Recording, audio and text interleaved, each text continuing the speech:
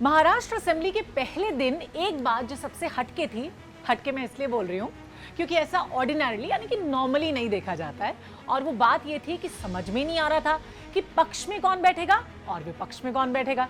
NCP का अजीत पवार खेमा वैसे तो सत्ता में है, लेकिन एनसीपी के दूसरे विधायक जो अजीत पवार के समर्थन में नहीं है, वो स्पीकर से अपनी अलग जगह बनाने की मांग करने लगे। ऑलराइट, क्योंकि वो वहां बैठना चाह रहे थे जहां ऑपोजिशन बैठता है। कुछ यही हाल उद्धव ठाकरे के फैक्शन का भी था। उन्हें भी समझ नहीं आ रहा था कि वो आखिर बैठे तो बैठे कहाँ। खैर, ऑपोजिशन में ये सस्पेंस हो सकता है कि कुछ दिन और चले, लेकिन एनसीपी में अजीत पवार इस सस्पेंस को खत्म करने की लगातार पुरजोर कोशिश करते नजर आ रहे हैं। 3 दिन में अजीत पवार 3 बार शरद पवार को मनाने की कोशिश कर चुके हैं, लेकिन पवार साहब हैं कि वो मानने को तैयार ही नहीं है। आखिर इसकी वजह क्या है, यानी शरद पवार की जिद की क्या वजह है? आज इसी पे बात होगी। Welcome to the big bench daily. Ajit Pawar अपने समर्थित मंत्रियों और विधायकों के साथ शरद पवार से मिलने पहुंच गए। जगह थी चर्च गेट का वाईबी चव्हाण सेंटर। इस मौके पे अजीत पवार के साथ सारे मंत्री थे, विधायक थे और यहां तक कि प्रफुल्ल पटेल भी वहां मौजूद थे। सबने शरद पवार को मनाने की कोशिश की कि पूरी पार्टी बीजेपी से हाथ मिलाकर सत्ता में रहना चाहती है, ऐसे में वो भी अपनी जिद छोड़ दें, सबको माफ कर दें और एनसीपी को टूटने से बचा लें। लेकिन इन सबका जवाब शरद पवार ने एक लाइन में दे दिया और देकर अपनी नीयत साफ कर दी। पवार का जवाब जानते क्या था? उन्होंने कहा, मैं जीवन भर जिनके खिलाफ लड़ा हूं, अब उनसे हाथ कैसे मिला लूं? बस फिर क्या था, सारे विधायक मायूस हो गए।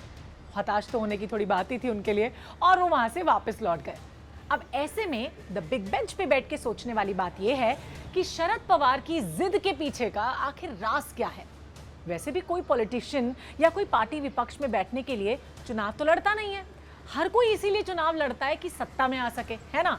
और ऐसे में जब सत्ता खुद चलकर एनसीपी के द्वार पे आई है, यानी उनके दरवाजे पे खटखटाया है, तो शरद पवार क्यों ऐसे मुंह फुलाए बैठे हैं? क्यों नहीं मान रहे? वो तो ये जानते ही हैं कि सत्ता में सारा खेल किसका होता है? नंबर्स का होता है भाई।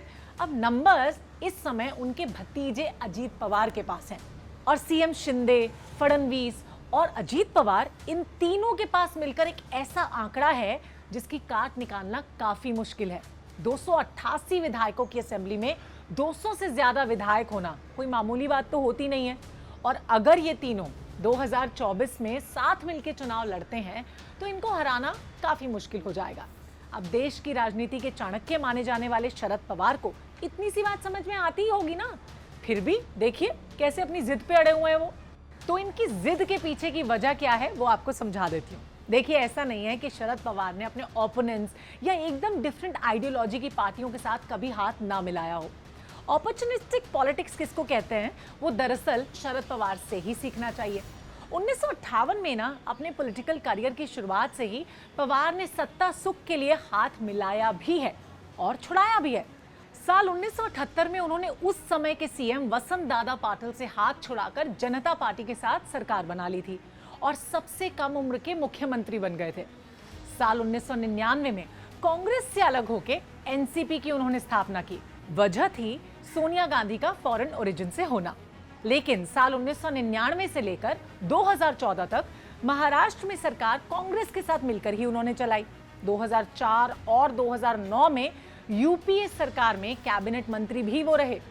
अब वही शरद पवार अजीत पवार के बीजेपी और शिवसेना से हाथ मिला लेने पे इतने बेचैन क्यों हो रहे हैं? सोर्सेस के मुताबिक अगर आपको बताऊं तो शरद पवार अगर अजीत पवार को माफ कर देते हैं तो उनकी बेटी सुप्रिया सुले का पॉलिटिकल करियर खतरे में आ जाएगा। आखिर सुप्रिया को आगे करने के लिए ही तो शरद पवार ने पूरा ये खेल रचा था।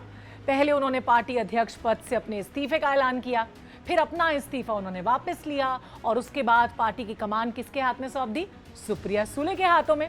वैसे शरद का यही कदम ना एनसीपी में बगावत की सबसे बड़ी वजह भी बना।